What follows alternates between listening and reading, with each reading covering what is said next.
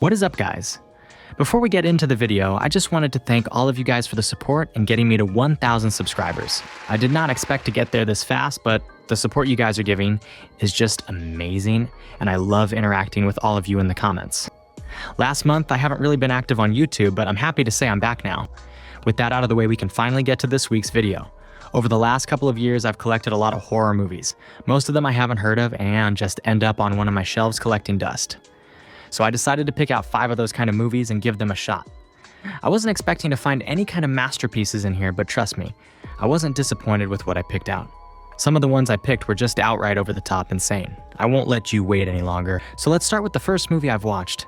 And by the way, I will try and not spoil any of them too much, so you can watch them yourself. Ghost Cabin was one of the movies on this list that was a pleasant surprise. If you can ignore the bad acting at some points in the movie, it actually is a great, tense murder mystery movie with a very refreshing twist. We follow an unstable drug addict who needs some time to get away and start again with his rehabilitation process. He moves into his remote family cabin, where he starts to get terrorized by malevolent ghosts, is suspected of murder by the local sheriff, and he starts getting these frightening hallucinations. As the movie progresses, the visions get worse, and the main character gets close to completely losing his mind, as he isn't sure anymore of what is really happening, and what is his own twisted mind. What I thought was great about the movie is that you really start to feel bad for our main character as he spirals into complete insanity. The fight he is putting up to keep sober, which causes him to see all these horrible things, of which I'm still not sure if they were real or imagined. Towards the end, you really start to doubt yourself that what you're seeing is actually reality or in his mind, and the way we get that clarification is bone-chilling. So if you're a fan of B-horror movies with a good storyline, mediocre acting, and some good, not great special effects, definitely give Ghost Cabin a watch. Next up is a British B-horror movie called The Barge People. This movie was a rough one to get through, honestly. When I looked at the summary of this movie, I had high hopes of it being watchable, but even though it had its moments of tension, the movie was just so boring to watch. We follow 2 sisters and their boyfriends planning to explore the glorious canals amid the British countryside. What they don't know is that the water is polluted with tons of toxic waste and dangerous chemicals, causing these mutated freaks to emerge and ruin their peaceful weekend. From the beginning of the movie, we keep getting these small cutaways where we see the point of view from the mutant's eye, which takes away a lot of suspense and mystery, as we now know there's danger lurking in the waters.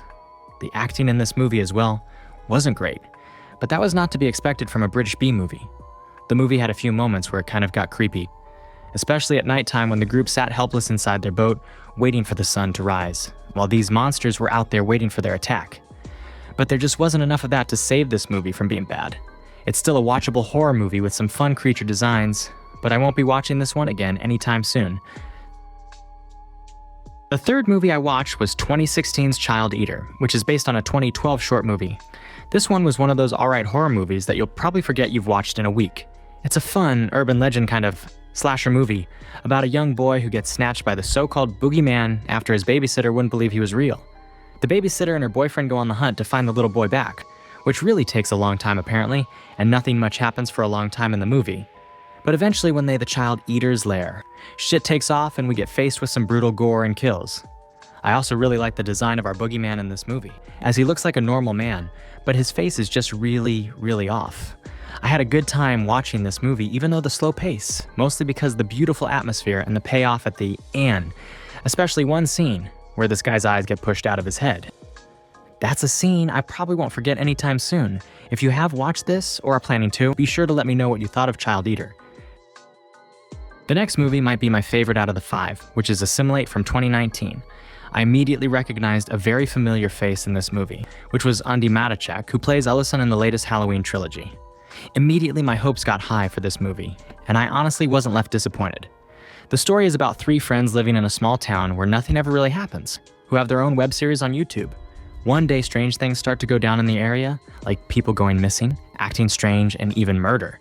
They decide to investigate what is causing all this, and when they uncover the truth, they're already too close and are next in line to be a victim as well. It turns out creatures from another planet are killing the residents of the town and replacing them with perfect copies. The copies look exactly the same as their victim, but their behavior is the only thing that's very off. Now knowing what is happening, the group has to come up with a plan to stop this outbreak from taking over everyone around them before it's too late for them as well. This movie really reminded me of like early 2000s horror movies, and I was surprised to see it came out only 5 years ago. There were a lot of moments where you're on the edge of your seat and the suspense keeps on growing. especially toward the end, which takes place at nighttime, which makes it 10 times more terrifying with these monsters running around. Also, the sound these monsters make and the speed with which they approach their victims will be sure to leave you with an uncomfortable feeling. I would definitely recommend you give this movie a watch. The last movie I watched is by far the most outrageous of them all. The Night of Something Strange is supposed to be a zombie horror comedy, but I'm still not sure if it was actually funny or really distasteful. The movie is basically about this zombie virus that gets passed on by people having sex. There's really not much more to the movie than that. We just follow this group of teens on a weekend away and quickly finding them in the middle of the outbreak. The humor is very childish as, spoiler alert, in one scene someone is asleep in the car and this prankster guy has the great idea to fart in his face.